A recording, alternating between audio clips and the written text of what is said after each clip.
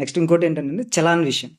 Society నేను car వేసుకెళ్తున్నాను, నన్ను ఆపుతారు, చలాన్ కడతారు. సరే చలాన్ కొట్టారు, ఏదో ఒక ఇష్యూ ఉంటే చలాన్ కొట్టారు, నేను తీసుకుంటే చలాన్ కడితేనే వెహికల్ అక్కడి నుంచి కదుపుతాను నిన్ను, లేదంటే వెహికల్ అక్కడ పెట్టేసి అనే రైట్ వాళ్ళకు ఉందా? అది నిజంగా చలాన్ కట్టే అక్కడి నుంచి వెహికల్ తీసుకెళ్లాలా? మీరు యూట్యూబ్లో సుంకర్ నరేష్ చలాన్ అని కొట్టండి, ఇప్పుడు ఏమొస్తుందో చూడండి.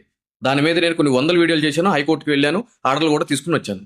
Not only challan, even drunk and డ్రైవ్లో కూడా. ఈ రోజు చలాన్ పెండింగ్ ఉందనుకుంది. ఫర్ ఎగ్జాంపుల్, మీ బండి మీద, మీ కారు మీద ఒక 500, 1000 రూపాయలు, 15,000 చలానా పెండింగ్ ఉంది. చలానా పెండింగ్ ఉన్నప్పుడు ఏం జరుగుతుంది అని అంటే గనక, మీరు వెళ్తున్నప్పుడు ట్రాఫిక్ సిగ్నల్ దగ్గర పక్కన ఒక పోలీస్ అధికారి నిలబడి మీ కారును ఆపి దాన్ని చెక్ చేసి, నీ కారు మీద XYZ అమౌంట్ పెండింగ్ ఉంది, అది కడితేనే కారు ముందుకు వెళ్తుంది, లేదు అంటే గనక వెళ్ళదు అని చెప్పే అధికారము పోలీస్ అధికారులకి లేదు. ఏం చెయ్యాలి అని అంటే గనక, ఒకవేళ మీ కారు మీద పెండింగ్ చలానా ఉంటే గనక వాళ్ళు మీకు ఒక నోటీస్ అనేది పంపించాలి. సేయింగ్ దట్ ఏంటి అంటే గనక రిజిస్టర్ పోస్ట్ పంపించాలి. సేయింగ్ దట్ ఏంటి అంటే గనక బై హ్యాండ్ అయినా కూడా ఇవ్వచ్చు.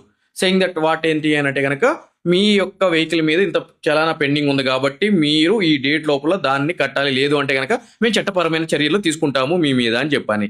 ఆ నోటీస్ స్పందించకపోతే ఇంకొక నోటీస్ పంపించాలి. దాన్ని కూడా చేయకపోతే వాళ్ళు ఏం చేయాలంటే గనక ఛార్జ్ షీట్, నేర అభియోగ పత్రం అని చెప్పి సంబంధించిన కోర్టులో వేసి, ఆ కోర్టు నుంచి మీ యొక్క బండిని సీజ్ చేయడానికి, ఆపడానికి వాళ్ళు కోర్టు ఉత్తర్వులు తెచ్చుకోవాలి. ఆ ఉత్తర్వులు బేస్ చేసుకుని మీ యొక్క బండిని సీజ్ చేసే అధికారము సదరు పోలీస్ అధికారులకు ఉంటది.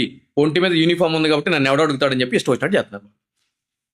ఇంకో ఫన్నీ థింగ్ ఏంటంటే, అసలు చలాన్లు కొట్టడానికి టార్గెట్లు ఏంటన్నమా? అవును, రెవెన్యూ ఎక్కడి నుంచి వస్తుంది చెప్పండి.